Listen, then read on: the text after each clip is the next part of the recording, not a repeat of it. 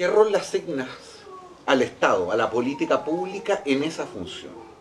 Yo soy de los que cree que vivimos en un país donde esa legítima competencia no existe, donde si pudiéramos graficarlo en una metáfora, hay una carrera en la cual unos corren con las manos amarradas, otros su pista está llena de obstáculos, y aquellos que están libres de toda atadura más encima corren con 10 metros de ventaja. Entonces, la diferencia de opinión ideológica al final del día es que para promover la verdadera libertad y para que uno no sepa el resultado de antemano de esa carrera, es necesario igualar las posiciones para que efectos de que efectivamente el mérito, el esfuerzo y el talento tengan un rol y no sean simplemente un acompañamiento estético de algo que sabemos cómo más o menos va a terminar. Y mi impresión personal es que Chile todavía no está en esa línea y por lo tanto el rol de las políticas públicas sigue siendo muy significativo. Bueno, yo comparto contigo la afirmación principal. Ahora, creo que es más matizado. O sea, no es que unos corran con las manos amarradas y los otros libres. Hay una gran gama. Hay algunos que son guatones y por lo tanto corren más despacio, otros que son atletas, qué sé yo, todo. O sea, yo creo que la sociedad chilena es así. O sea, efectivamente existe mucha desigualdad, pero no es blanco y negro, digamos, ¿eh? Sino que son muchas categorías de gente y la gente como que va subiendo y va logrando y todo lo más. Ahora, yo le asigno un rol a las políticas públicas importante y ahí a mí me gusta irme a los clásicos. O sea, ¿cuáles son los roles del Estado? Por ejemplo, el tema de la seguridad ciudadana. Yo creo que el tema de la seguridad ciudadana es un tema fundamental del Estado. Y no puede resolverlo la gente sin el Estado.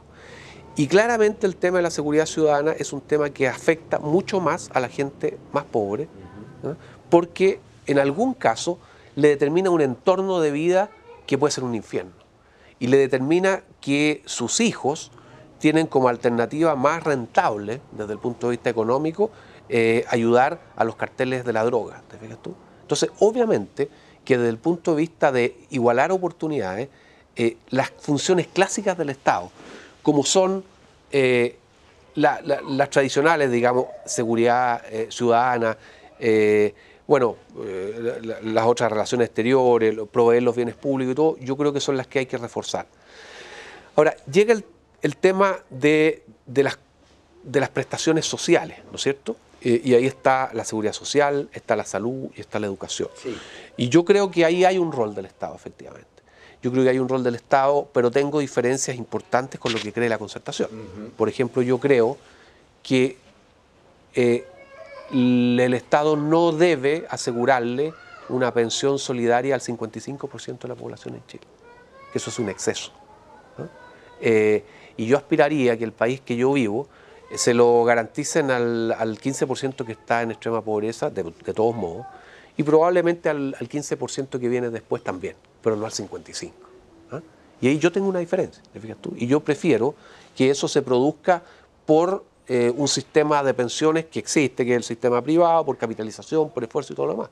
O sea, hay un límite. Obviamente que estas cuestiones no son absolutas. ¿Dónde está el límite? Hay un límite en el cual la ayuda que tú le estás dando a una persona está haciendo que esa persona, en el largo plazo, esté menos empoderado, digamos, para salir él mismo de su situación. Y allí, obviamente... Que las políticas públicas de los gobiernos concertacionistas han sido entonces más bien asistencialistas, que han transferido pocas capacidades. Yo creo que en el gobierno, yo creo que en el gobierno de la presidenta Bachelet, claramente. Porque en el gobierno de la presidenta Bachelet se produjo un fenómeno que no se había producido nunca en la historia de Chile, en la historia reciente, que es una abundancia de recursos impresionante, impresionante. O sea, el otro día hacíamos un cálculo en el instituto de la mayor riqueza en un periodo que no me acuerdo si era 6 u 8 años, la mayor riqueza proveniente del precio del cobre, y hablábamos del orden de 100.000 millones de dólares. O sea, un medio PIB, digamos, nada más que por diferencia de precio del cobre. Entonces, ¿qué es lo que sucedió allí?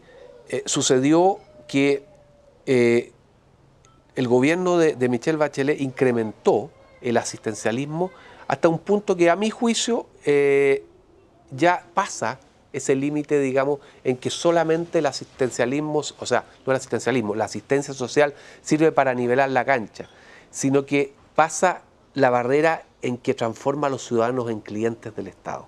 Y pasa, un incentivo negativo. Y pasa a ser clientelismo.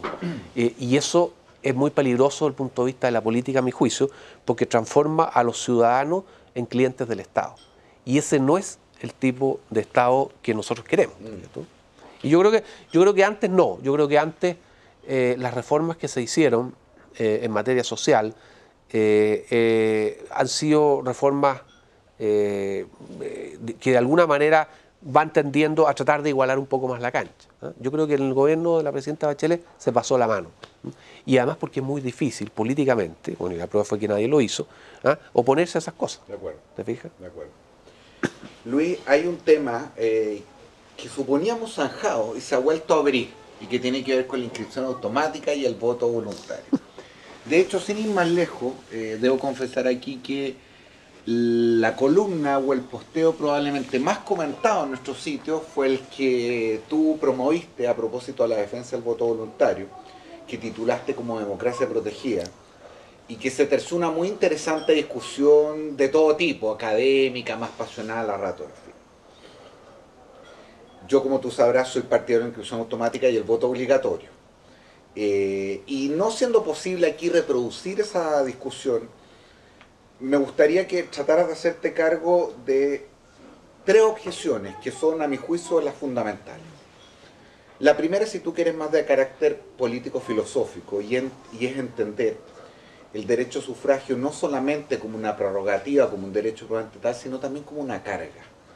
Y así como uno paga impuestos como una carga ciudadana para contribuir al bienestar económico de la comunidad, también debe estar obligado a votar para contribuir al bien político de la comunidad. Argumento número 1. El segundo, que me parece muy interesante, tiene que ver con que cuando uno mira la experiencia comparada, la mayoría de los casos donde se ha transitado de voto obligatorio a voto voluntario, eso no necesariamente ha significado unas mayores tasas de participación electoral. Pero el argumento que más me interesa tiene que ver con la regresividad del voto. Y es que al hacer el voto voluntario, finalmente, al final del día, valga la redundancia, terminan participando solo aquellos que tienen intereses por defender y por lo tanto se produce una suerte de elitización del sufragio. Bueno, ese tercero es el que más me gusta. Sí, así lo noté.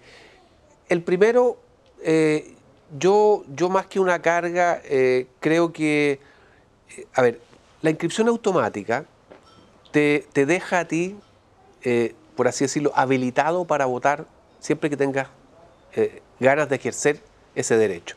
Yo veo más el voto como un derecho que como una carga, claramente, y veo que el hecho de que haya una inscripción automática inmediatamente te deja a los ciudadanos habilitados para en cualquier minuto ir a votar. Y yo creo que eso cumple, por así decirlo, con el deber de que todos participemos en que haya una sociedad democrática, en que los problemas se resuelvan civilizadamente y las diferencias se resuelvan a través de votos, de democracia representativa. Para mí eso es suficiente. Para alguna gente puede que no. La gente, incluso la gente más humilde, digamos, si se inscribe y después no vota, es multada, ¿te fijas tú? Entonces, eso inmediatamente, ya el desincentivo que tiene el joven, y más todavía el joven más humilde, que dice, la verdad que la política a mí no me ayuda en nada, y esta es una cuestión entre estos gallos que se pelean entre ellos y a mí me da lo mismo, no estoy ni ahí. Entonces, el desincentivo es demasiado grande si además lo vaya a multar, digamos. Entonces, para mí la inscripción automática resuelve buena parte de ese problema, porque el gallo está inscrito, tiene el derecho a votar, en cualquier momento puede votar, y si quiere vota, y si no quiere no vota. Y ahí está el gran valor que nosotros le vemos al voto voluntario, que es que el político seduzca al votante, que lo seduzca, que realmente lo convenza. Que hagamos transpirar a la clase política. Exactamente, ¿sí? Que lo convenza de que su suerte va a mejorar si es que vota por él.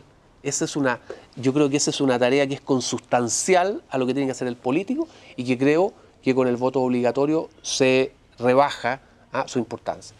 Y el último argumento, que a mí me gusta mucho porque es el más polémico. Es el más polémico y yo creo que hay que tomarlo en un contexto dinámico. Yo no desconozco la evidencia que dice que en un momento dado del tiempo, la gente de ingresos mayores vota más que la gente de ingresos menores. Y por lo tanto eso podría establecer un sesgo a favor de cierto tipo de votación. No lo desconozco, pero lo relativizo. A ver. Lo relativizo, ¿por qué? Porque el argumento de la distribución del ingreso, que es un argumento válido, no es absoluto. O sea, si el hecho, te voy a decir una brutalidad, si el hecho que yo no me lave los dientes va a alterar la distribución del ingreso y va a significar de que la distribución del ingreso sea mejor en Chile, por un efecto que no te voy a explicar porque es bastante difícil de explicar, digamos, pero si fuera así, yo igual me voy a seguir lavando los dientes. O sea, la distribución del ingreso no es un absoluto. O sea, es un valor, es un bien para la sociedad, pero hay otros que para mí son más importantes. Y dentro de eso está la soberanía mía como ciudadano de saber si voto o no voto. Y si voto porque tú sabes que está esta cosa de la desinscripción como alternativa, sí, que fue una de las cosas que me alegaron. Pero es que lo propuso Landerreche, si no me equivoco. Claro, pero lo que pasa es que yo quiero cada vez decir si voto o no voto. Entonces no quiero andar inscribiéndome, desinscribiéndome y todo lo más. No, yo quiero cada vez tener la posibilidad, y creo que es bueno para los chilenos que cada vez tengan la posibilidad que decidan si quieren votar o no quieren votar, porque ese candidato, esa elección, les seduce o no les seduce. Y al final, ¿sabes con qué tiene que ver esto? Tiene que ver con el famoso tema del empoderamiento. Yo creo que, mirado esto dinámicamente, mirado en el largo plazo, yo necesito ciudadanos que decidan ellos si quieren votar o no votar. Todos, los ricos, los de clase media y los pobres, que todos lo decidan. Y no que haya una suerte de ciudadanos de segunda clase, que yo los miro por debajo de la pierna y que les digo, mire, ustedes son pobres, pero son medios tontitos. Y como son medios tontitos no saben lo que les conviene. Y por lo tanto yo los obligo a votar. No, son ciudadanos igual que los otros. Y yo no quiero acostumbrarlos, esto es como, te hago el paralelo con el asistencialismo, ¿te fijas tú? Yo no los quiero acostumbrar a ese estatus inferior. Yo quiero que a lo mejor se equivoquen algunas veces y no voten, digamos, por el que tenían que votar, pero que finalmente lleguen a la madurez suficiente y tengan la misma categoría de ciudadanos que los otros ciudadanos, que se supone que son los que votan siempre. ¿Te fijas tú? A ver, eso me interesa. Claro. O sea, por ejemplo, para mí es tan importante que haya voto voluntario y no obligatorio, porque creo que a las personas al final hay que quitarle la muleta alguna vez, digamos. Entonces, ¿cómo la decisión que es tan importante, en el fondo le estamos diciendo, mire, usted no está capacitado para tomar esa decisión y la tomo yo por usted y por lo tanto lo obligo a votar? Esa cuestión no puede ser. Entonces, yo estoy dispuesto a que nosotros, por ejemplo, como Estado, así como hay campaña contra el SIDA, digamos, pudiera haber campaña vote. ¿Te fijas tú o no? Una campaña financiada por fondos públicos que induzca a la gente con buenas técnicas de marketing, de publicidad, que induzca a la gente a votar. Eso me parece más propio de la inquietud que tienes tú y más compatible, digamos, con un espíritu de verdad libertario.